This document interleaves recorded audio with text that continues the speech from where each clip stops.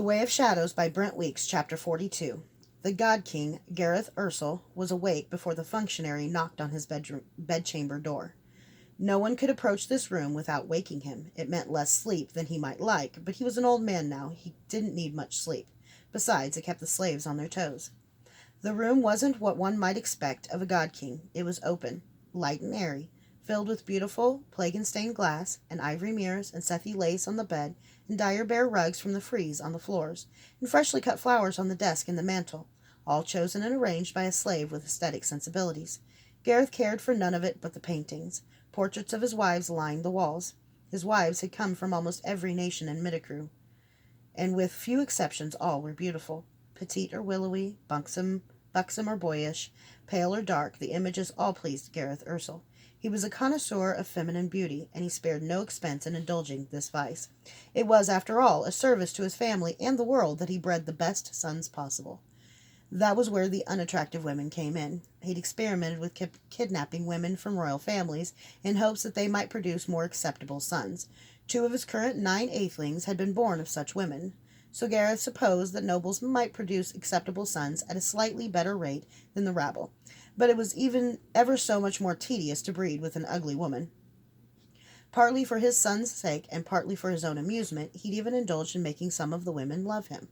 It had been surprisingly easy. He hadn't had to lie as much as he'd expected.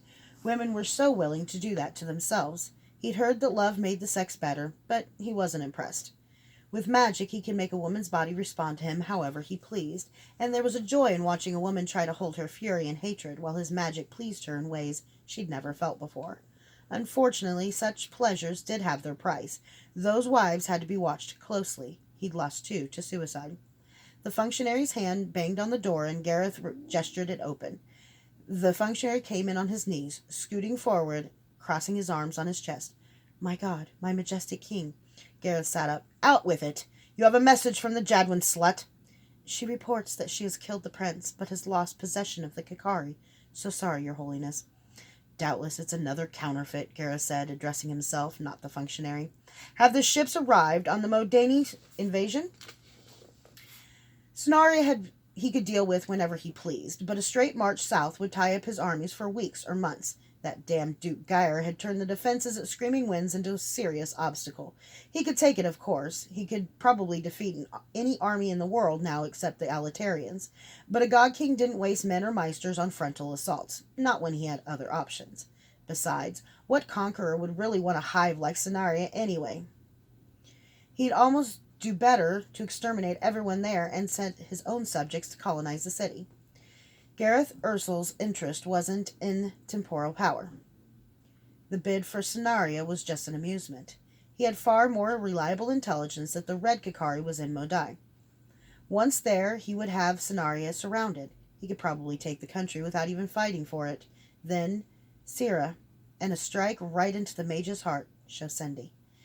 He wouldn't have to face Alitaria until he was sure of victory.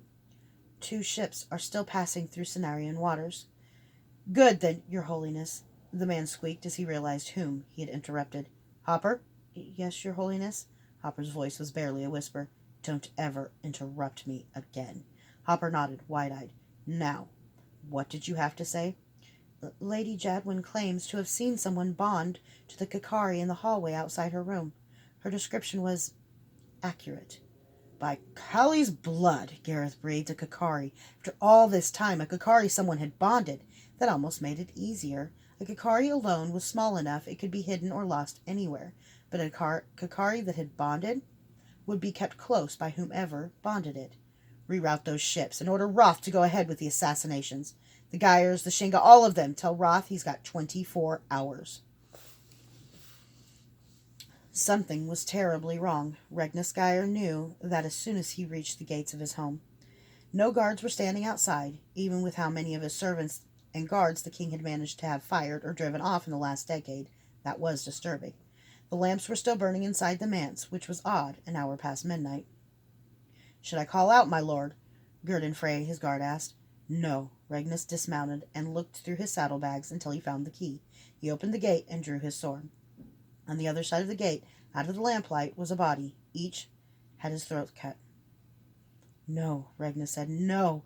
He started running for the manse. He burst through the front door and saw red everywhere. At first his mind refused to accept it. In every room he found the dead. All looked like they had been caught unawares. Nothing was broken. There were no signs of violent conflict at all, except the bodies. Not even the guards had fought. Almost everyone had had their throats slashed, though the bodies had been turned so they would bleed as much as possible. Here, old Dunnell was seated upside down in a chair. There, Marianne, who had been Logan's wet nurse, was laid down the stairs with her head on the bottom step. It was as if Death himself had strolled through the house, and no one had even tried to stop him. Everywhere Regnis saw trusted servants, friends, dead. He found himself running up the stairs past the statue of the Grass twins, toward Katerina's room. In the hall he saw the first signs of a struggle. An errant sword had smashed a display case. A portrait of his grandfather had a chunk of frame missing. The guards here had died fighting, the killing wounds on their chests or faces, but the winner was clear, because each body had had its throat cut, and its legs propped up on the wall.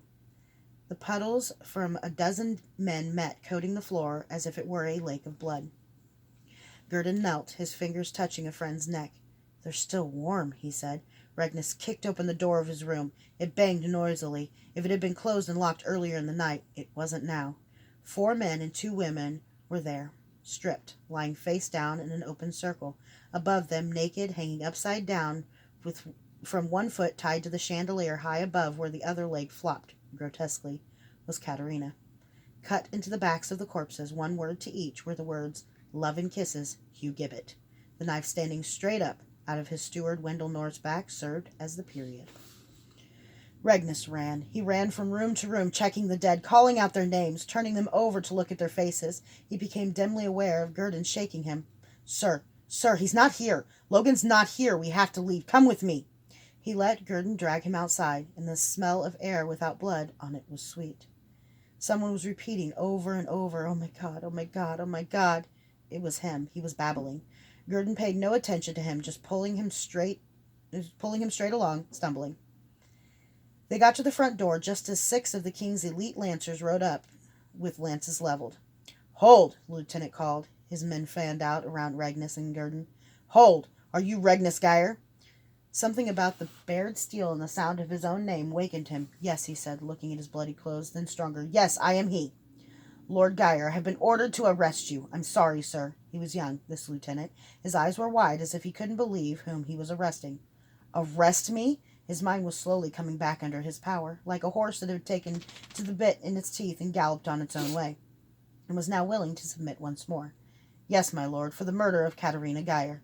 A wave of cold washed through Regnis. He could brace, or he could break.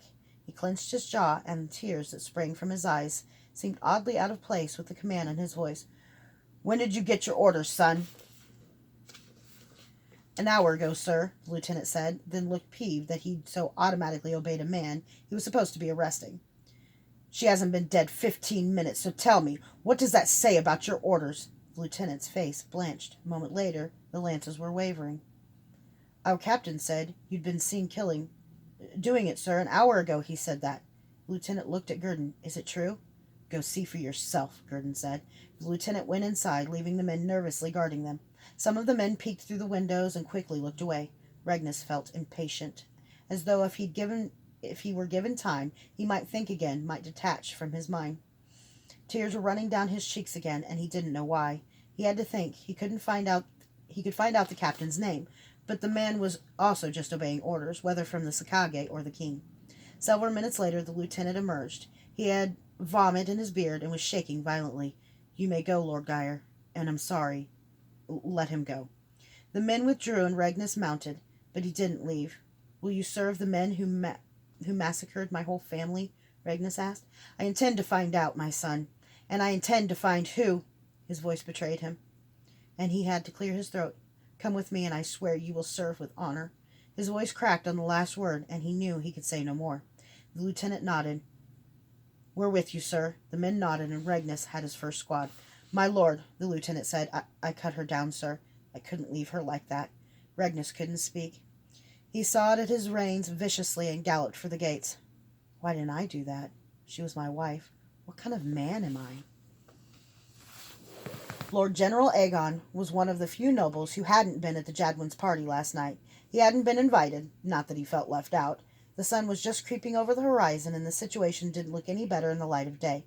Usually, of course, the city guard would handle a murder, but usually the victims of the murder weren't heirs to the throne. Aegon needed to oversee this one personally. "Why don't you tell me what really happened, milady?" Aegon said. No matter what he did here, he was going to be the loser. Lady Jadwin sniffed. She was genuinely distraught. Aegon was sure of that. What he wasn't sure of was whether it was because she had been caught or because she was sorry the prince was dead. "I've told you," she said. "A wet boy." "A what?" She stopped. "How do you know what a wet boy is, Trudana?" She shook her head. "Why are you trying to confuse me? I'm telling you, an assassin was here, standing in this hallway. Do you think I beheaded my own guard?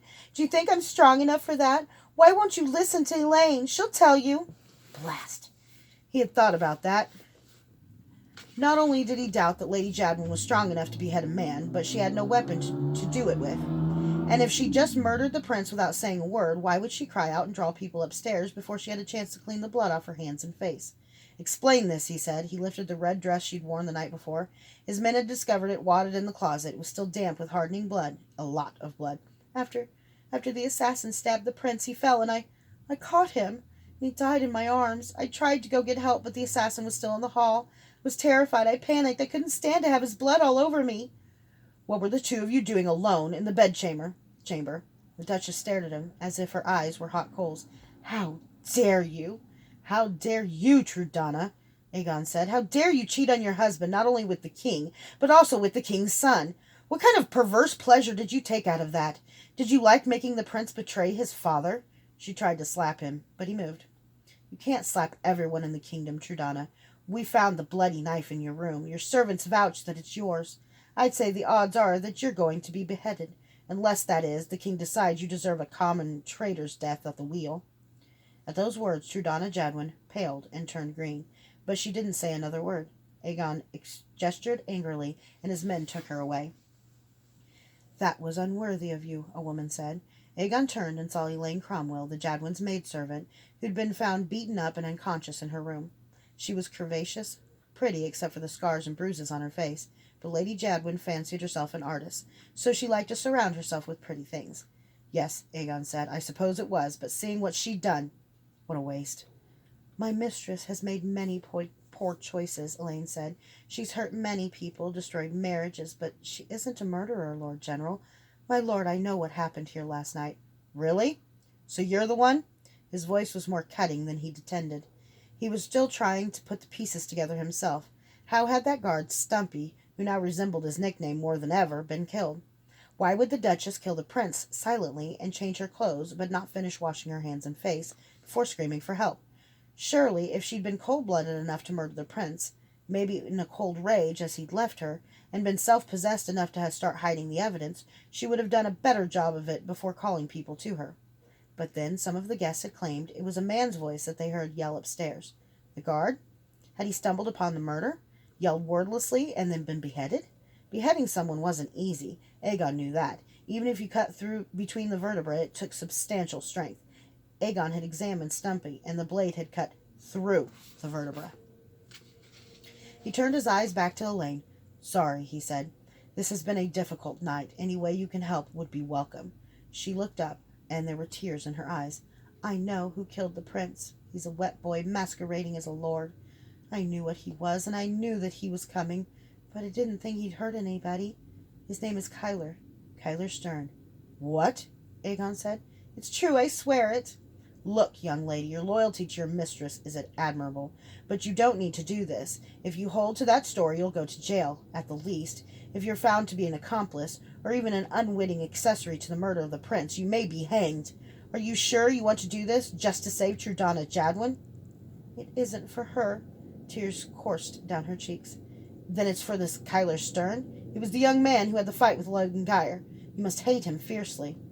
She just looked away. In the rising sunlight, the tears on her cheeks glowed like jewels. "No, sir, not at all." "Lord General," a soldier said quietly from the doorway. He looked shaken. "I just came from the Geyer estate, sir. It's chaos there. There are hundreds of people going through the house, wailing, sir. They're dead." "Get a hold of yourself. What do you mean dead? You mean murdered?" "More like butchered, sir." Who's been murdered, soldier?" "Sir, all of them."